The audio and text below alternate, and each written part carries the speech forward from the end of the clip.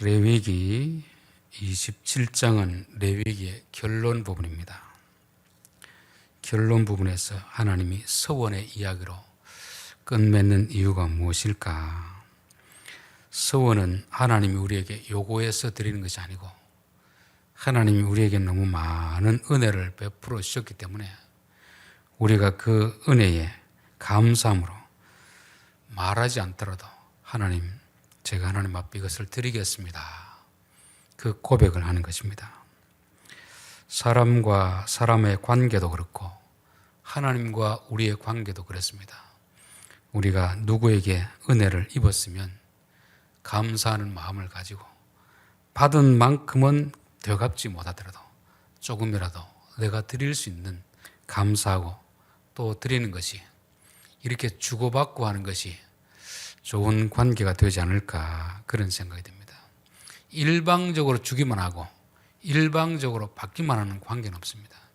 우리가 받은 만큼 꼭 그만큼은 드리지 못할지라도 크게 받았으면 내게 있는 것을 작은 것이라도 마음을 담아서 드리는 것은 우리의 형편이 부족해서 적게 드릴지라도 마음은 감사한 마음으로 드려야 된다는 것이 하나님이 우리에게 가르쳐주는 하나님과 우리 관계의 비밀인 것입니다.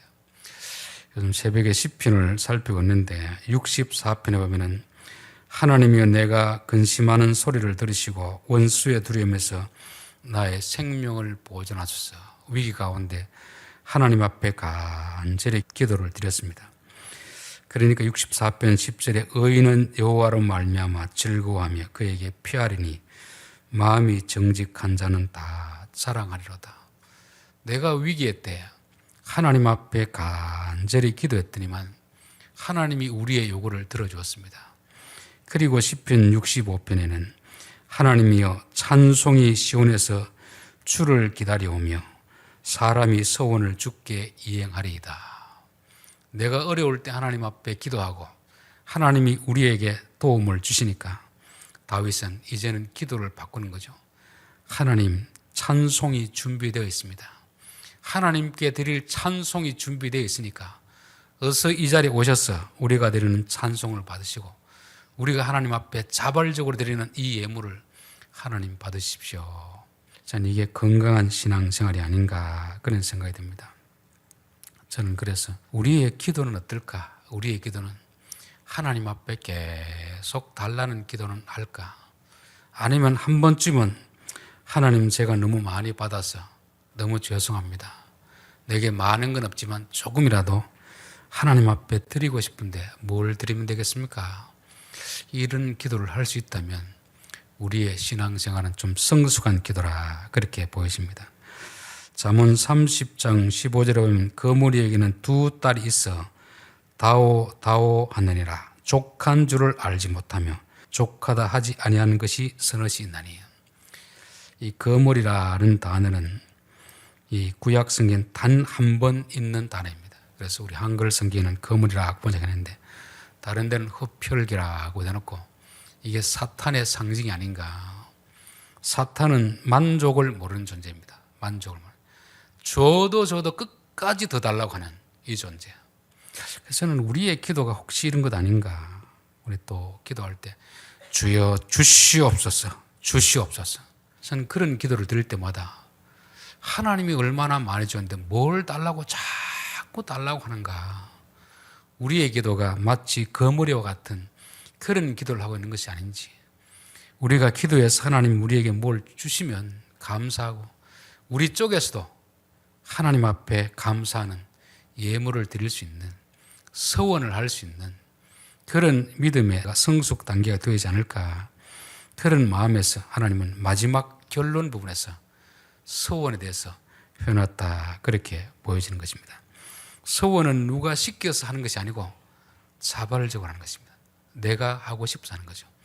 우리가 똑같은 일이라도 누군가 이것 좀 해라 해서 하는 거하고 상대방이 아무런 말 안 해도 내 쪽에서 스스로 내가 너무 감사해서 그냥 있을 수는 없다.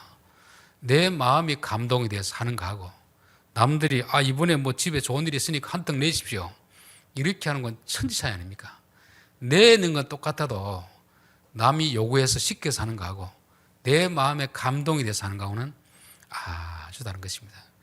여러분, 자녀들이 부모가 아무 말 안 해도 부모의 은혜에 감사하고 크고 적고 간에 부모님께 효도를 하는 그 자식하고 자식에게 내가 너를 어떻게 키웠는데 그렇게도 하지 않느냐, 어버이날도 기억하지 못하느냐 전화해서 그렇게 해서 자식이 한다면 그게 무슨 의미가 있겠습니까? 저는 하나님이 우리에게 요구하는 것을 들어주는 것도 잘하는 것이지만 그보다 더 중요한 것은 하나님이 아무런 말씀 안 해도 우리가 하나님의 은혜를 깨닫고 하나님, 우리가 받은 은혜가 너무 큽니다. 내가 무엇을 좀 드리면 되겠습니까? 내가 드리고 싶어도 내 기준에서 드린 게 아니고 하나님 입장에서 내가 드리고 싶다고 마음대로 막 드리는 게 아닙니다. 하나님이 뭘 좋아하실까? 하나님은 우리들이 그냥 드리려고 할 때 기준을 정해두는 것입니다. 이렇게 드리라. 그게 진짜 하나님 원하는 거 아닙니까? 하나님 이걸 아주 싫어하는데 우리가 좋다고 하나님 앞에 드리면 하나님 기뻐하겠습니까? 싫어하겠습니까?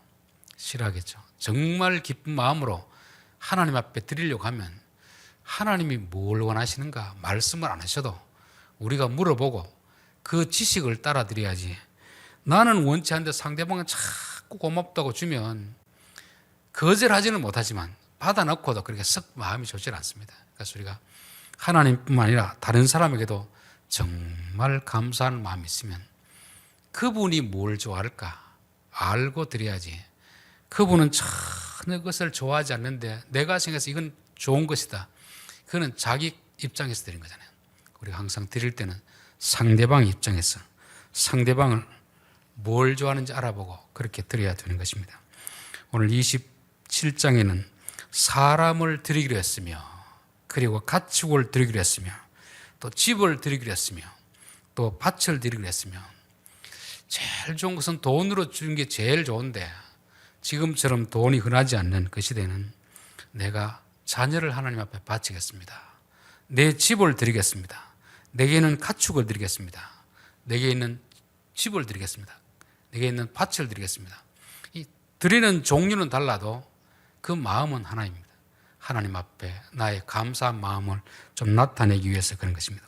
사람을 드릴 때에도 사람을 직접 드릴 수도 있지만 하나님은 돈으로 계산해 드리라. 돈으로. 여러분 보통 보면 청년들이 하나님 앞에 내가 선교지 가서 1년 동안 봉사하겠습니다. 가서 자기 1년을 거기 가서 할 때 그 봉사가 그 선교사님에게 도움이 될 수도 있고 오히려 짐이 될 수도 있습니다. 그러면 그 선교사를 돕는 게 아니고 선교사님에게 더 짐이 되는 거죠. 그러면 자기가 시간을 들여서 드린다는 것이 하나님 앞에도 도움이 안 되고 선교사님에게도 도움이 안 됩니다. 그럴 바에 차라리 선교사님에게 필요한 게 무엇인가? 내가 노동력을 계산해서 내가 할 수 있는 일을 해서 필요한 돈을 드리는 것이 오히려 받는 분에게 더 낫다는 것입니다. 그래서 여기서는 다 돈으로 계산하는 게 그런 의미가 있는 거죠. 내가 좋아하는 것을 드리는 것이 아니고 상대방이 좋아하는 걸 드리는 것입니다. 우리가 자녀들도 부모님 앞에 옷을 선물하고 이렇게 할 때 내가 좋아하는 옷을 골라 드리는 게 아니고 직접 돈을 드리면서 아니면 같이 가서 부모님이 골라 하십시오 하면 제일 좋은 거 아닙니까? 그래서 성경에도 사람을 드릴 때에도 그 사람이 성전에 와서 할 일이 별로 없으니까 그 사람에 해당되는 노동력, 임금을 계산해서 드리라는 것도 바로 하나님이 돈을 좋아하는 것이 아니고 받는 자의 기준에서 드리라는 것을 말씀하고 있습니다. 자, 오늘은 사람이 예물로 여호와께 드린 가축이면 수원물로 여호와께 드릴 때 다 거룩하니 집에 이제 소도 있고 양도 있고 돼지도 있고 여러 가지 가축을 기를 때 하나님, 내가 이 양을 하나님 앞에 드리겠습니다. 이 소를 하나님 드리겠습니다. 집에 기르는 것이 한 마리도 아니잖아요. 여러 마리 있을 거 아닙니까? 그 중에서 내가 하나님 앞에 요 놈을 드리겠습니다. 몇 마리를 드리겠습니다. 이렇게 할 때 그렇게 구별하는 것은 거룩한 예물이 된다. 거룩한 예물. 여기서 고르반이라는 말입니다. 예물은 하나님을 향하여 구별된 것. 집에 양이 수천 마리가 있어도 그 양은 양입니다. 그러나 요 양은 하나님 앞에 드리겠습니다. 그렇게 구별한 순간 그거는 거룩한 것이 된다는 것을 말씀하는 거죠. 우리는 이제 흔히 거룩이라고 하면 뭔가 좀 목소리를 허스키 하고 막 거룩한 척하는 이런 위선적인 것인데, 여기서 거룩이라는 것은 구별하다는 것이죠. 구별. 많은 양이 있는데 그 중에서 요 양은 하나님께 드릴 것이다. 구별하는 것입니다. 요즘은 어떤지 모르겠는데 예전에 우리 어른들, 부모님 세대들 보면 어디서 일주일 이렇게 하다가 새 돈이 들어오면 따로 딱 떼어놓습니다. 요거는 하나님께 드릴 헌금이다. 뭐 새 돈이나 헌 돈이나 다 돈의 액면 가치는 똑같잖아요. 그런데 마음에 하나님 앞에 드린 그래도 좀 구겨진 돈보다는 깨끗한 돈을 드리겠다 싶어서 뭐 장사를 한다든지 해서 깨끗한 돈이 오면 따로 이렇게 구별하는 것입니다. 그게 이제 거룩하다, 그렇게 말씀하는 거죠. 그래서 거룩이라는 것은 특별히 구별하는 상태를 말씀하고 있습니다. 출애굽기 19장 5절에 보면 세계가 다 내게 속하였나니 너희가 내 말을 잘 듣고 내 언약을 지키면 너희는 모든 민족 중에서 내 소유가 되겠고, 세상이 다 하나님께 속한 것, 세상 사람들, 모든 지구의 모든 것들, 우주의 모든 것들이 하나님의 것이다 하고 말씀하고 있습니다. 그런데 그 중에서 내 말을 잘 들으면 너희는 내 소유가 되겠고, 이 말은 쉐귤라라는 말은 보석, 아주 귀한 보배, 그렇게 하는 것입니다. 세상에는 모든 것이 다 하나님의 것인데 그 중에서 하나님의 말씀을 듣는 사람이 있고 안 듣는 사람이 있습니다. 들으면 내게는 특별한 소유가 되겠다, 특별하게 구별해 주겠다는 것을 말씀합니다. 우리가 보통 자녀들이 많이 있을 때 뭐 10손가락 깨물어서 안 아픈 손가락이 있나? 자식의 존재 가치는 부모에게 다 똑같습니다. 그러나 그 많은 자식들 중에서도 특별히 부모님께 효도하는 자식이 있고 속을 썩이는 자식이 있잖아요. 그럼 부모에게 어떤 자식에게 마음이 더 가겠습니까? 당연히 부모님 말씀을 잘 듣는 그 자식에게 마음이 가잖아요. 이건 차별이 아닙니다. 구별입니다. 구별. 우리가 포도 농사를 지어서 쭉 쏘아가는데 보니까 특별히 조금 잘 익고 당도가 높은 거하고 그냥 맛이 없는 거하고 구별합니까? 안 합니까? 구별하죠. 이건 차별이 아니잖아요. 구별해서 이거는 조금 더 상품으로 비싼 돈을 주고 파는 것이고, 이게 열매를 맺혔는데 모양도 좀 삐뚤삐뚤하고 당도도 안 오르면 그거는 그냥 일반 그렇게 취급하는 거 아닙니까? 물건도 구별함이 있고 사람도 구별함이 있다는 것을 말씀합니다. 그래서 우리가 하나님 앞에 구별하여 드리면 하나님도 우리를 구별하신다. 집에 양이 많이 있더라도 그 중에 이것은 하나님을 위해서 드리겠습니다. 그럴 때 그것은 거룩하다. 이 양이라도 하나님 앞에 구별된 것이다. 그렇게 하는 것입니다. 우리에게 시간도 마찬가지 아닙니까? 하루에 24시간 있더라도 하나님, 내가 하루에 1시간은 하나님을 위해서 구별해 드리겠습니다. 그럴 때는 24시간이 다 똑같은 것이 아니고 하나님을 위하여 구별한 그 1시간과 나머지 23시간은 다른 것입니다. 구별하기 때문에 그렇다는 거죠. 하나님을 위해서 구별하기 때문에 그렇다는 것입니다. 자, 10절, 그것을 변경하여 우열간 바꾸지 못할 것이요 혹 가축으로 가축을 바꾸면 둘 다 거룩할 것이며, 이 가축 중에서 어떤 한 마리를 하나님 앞에 드리려고 하나님 요거 드리겠습니다 서운했습니다. 근데 사람의 생각이라는 건 자꾸 바뀌거든요. 시간이 지나고 보니까 야, 요거는 좀 비싸게 팔 수 있을 텐데 조금 못한 걸 드릴까? 소를 드리려고 마음먹었다가 양으로 드릴까? 이렇게 바꿀 수 있다는 것입니다. 사람의 마음이 바뀔 수 있다는 것인데, 그렇게 되면 처음에 드리려고 했던 것도 거룩한 것이고 나중에 드리려고 하는 것도 거룩한 것이니까 둘 다 드리라 하는 것입니다. 처음에 드린 건 좋은 걸 드리려고 했다가 조금 아까운 생각이 들어가지고 바꾸었는데 그게 사람의 마음이 간사하다는 거 아닙니까? 성령 충만할 때는 더 많이 드리고 싶고 좋은 걸 드리고 싶은데 시간이 지나다 보니까 꼭 이걸 드릴 필요가 있나? 어차피 하나님 앞 드리면 번지라 다 태울 것인데 좋은 거는 상품으로 팔고 조금 못한 거 드려도 안 되겠나?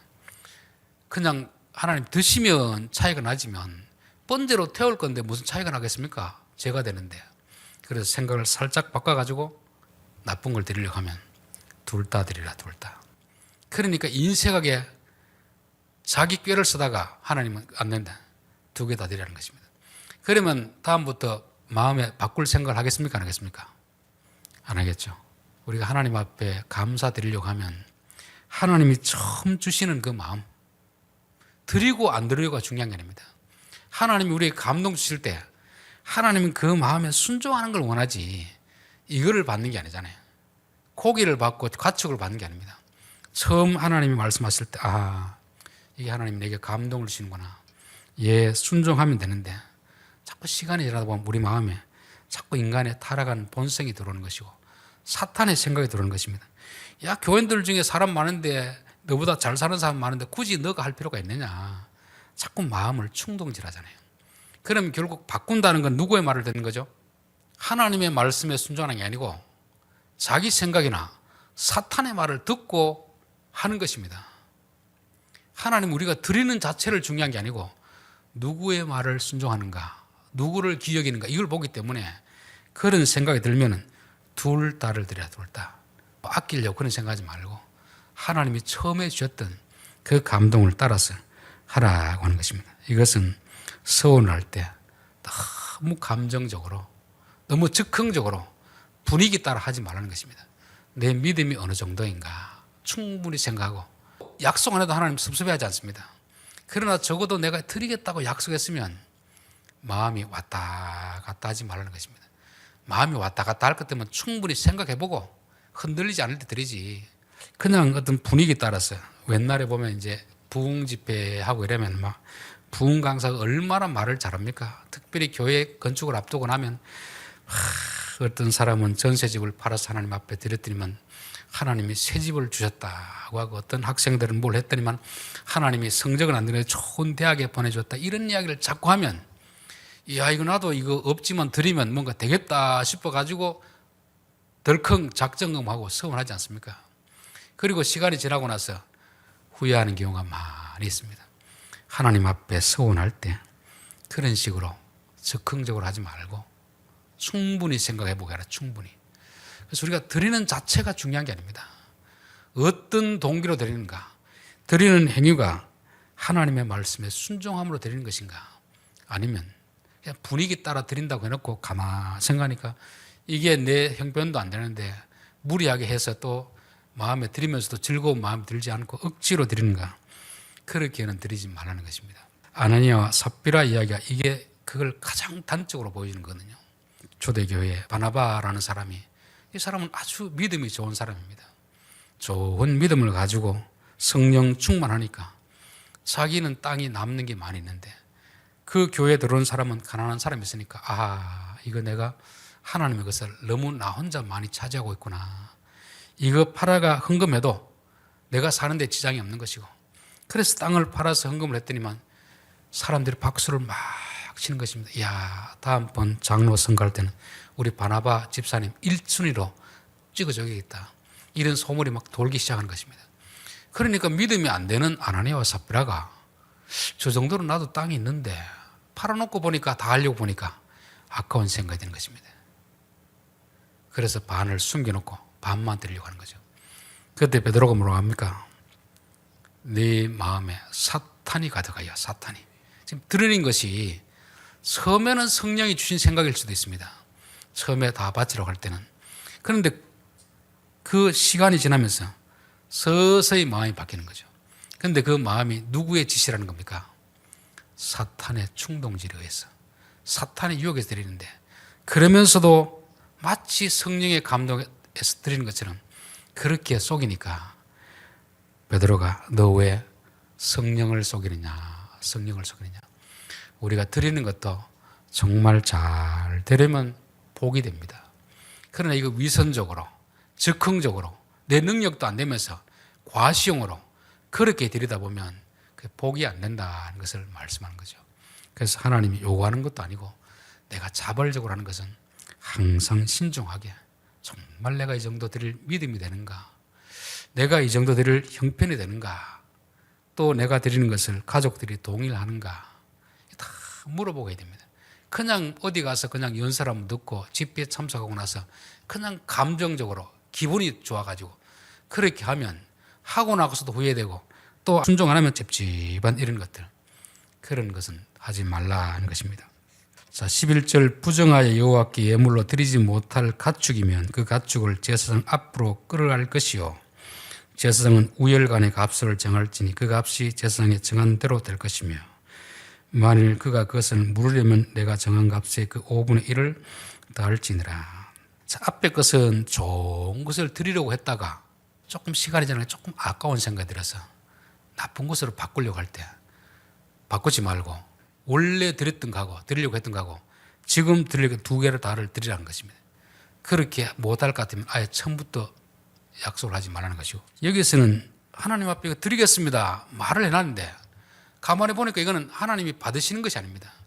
하나님이 받으시는 것은 소, 양, 비둘기 이런 걸 받지 나귀 같은 건 안 받거든요.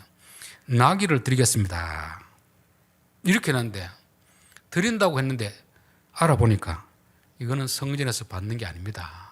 그럼 어떻게 해야 되겠습니까? 아이고 나는 드리려고 했는데 하나님 안 받으시니까 잘 됐네. 이렇게 하지 못한다는 것입니다. 이 사람이 알고 서운했는지 모르고 서운했는지는 모르지만 그럴 때는 돈으로 대신 내놔라. 돈으로 내놓으면 그 돈 가지고 다른 용도로 쓸 것이다 하는 것입니다. 서원이라는 것은 아주 좋은 것인데 잘못 서원할 수가 있거든요. 잘못 서원하면 그대로 나귀를 내가 서울에서 나귀를 바치겠습니다. 그러면 이게 성전에서 받을 수가 없는 것입니다. 그래서 돈으로 계산해서 드리라 하는 것입니다. 잘못 서원하는 것에 대한 대책인 거죠. 사사기에 보면 입다라는 사람이 전쟁에 나가면서 하나님 내가 전쟁에 나가는데 승리하게 해주시면 내가 돌아올 때 처음으로 나를 맞이하는 그 대상을 번제로 바치겠습니다 했습니다. 그런데 전쟁에 승리하고 돌아와 보니까 무남동녀 가장 사랑하는 딸이 아버지를 맞이했습니다. 고민이 되는 거죠. 어떻게 해야 되겠습니까? 번제로 드려야 되겠습니까? 다른 대체 방법을 취해야 되겠습니까? 다른 대체 방법을 취해야 되는 거죠. 그래서 사사기에는 딸을 번제로 드렸다고 해석하는 보수적인 신학자들을 듣고 아니다 그냥 딸을 시집 보내지 않고 처녀로 성전에서 봉사하겠다 그런 주장이 있습니다. 어느 것이 확실한지는 원문을 봐도 분명하지는 않습니다.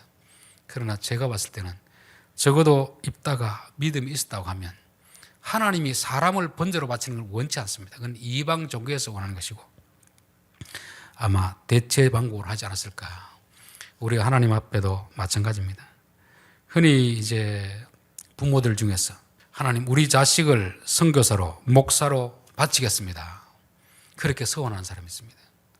이 자식이 자라서 이렇게 하는 행동을 보니까 영 목사로서의 자질이 없고 인품도 안 되는 그런 것입니다. 그러면 서원했으니까 그 자식을 신학교 보내고 목사를 시켜야 되겠습니까? 다른 방법을 취해야 되겠습니까? 다른 방법을 취해야 되는 거죠. 서원했다 하더라도 그게 하나님이 받으시는 것이 아니라면 다른 대체 방법을 해야 되는 것입니다. 그래서 우리는 내가 서원했기 때문에 반드시 바쳐야 된다. 우리 생각입니다. 우리 생각. 잘못 서원한 것을 계속 고집피우면 하나님 앞에 대적하는 자리에 서기 때문에 서원한다는 동기는 좋지만 하나님이 싫어하는 것을 서원했으면 제가 몰랐습니다. 다른 방법을 하겠습니다. 그렇게 하라는 것입니다.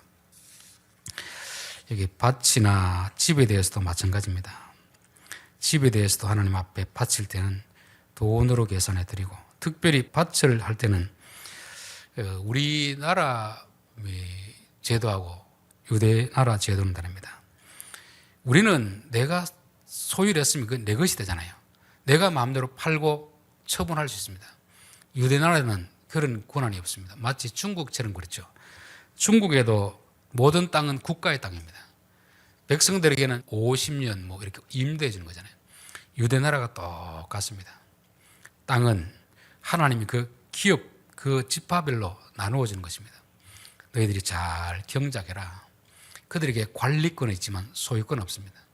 그래서 하나님 내가 이렇게 하나님 앞에 드리겠습니다 하는 것은 결국 누구 것을 누구에게 드리는 겁니까?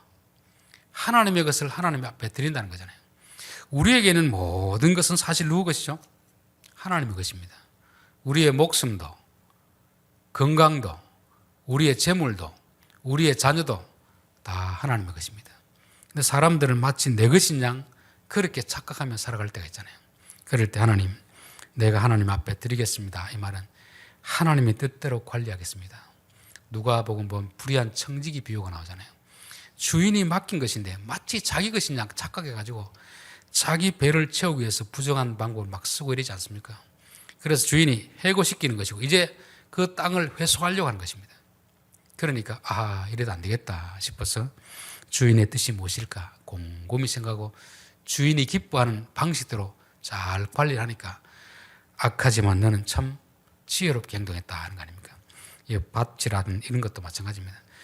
이 유대인들에게는 밭은 자기 소유가 아닙니다. 이 가치도 경작권으로 땅을 통해서 얼마의 경작이 나느냐 그걸 가지고 가치를 정하는 거죠. 우리는 땅을 경작으로 하지 않고 땅 자체를 팔고 사고 하잖아요. 유대인은 땅 자체를 팔고 살 수는 없습니다. 하나님이 이 가정에 50년간 준 그 경작권을 따라서 계산하는 것이고 이 경작권이 적게 남았으면 적게, 많이 남았으면 많이 이렇게 하는 것입니다. 그래서 이것을 오늘 우리나라에서는 그대로 적용하기 힘들고 오늘 이 시대로 좀 번역을 하면 바꾸면 내게 있는 것은 다 하나님의 것이다. 그런데 우리는 마치 내 것인 양 그렇게 관리할 때 우리가 내가 이 부분에서는 하나님 앞에 바쳐야 되겠다. 이 부분은 주인의 뜻대로 한번 해봐야 되겠다. 주인의 뜻대로.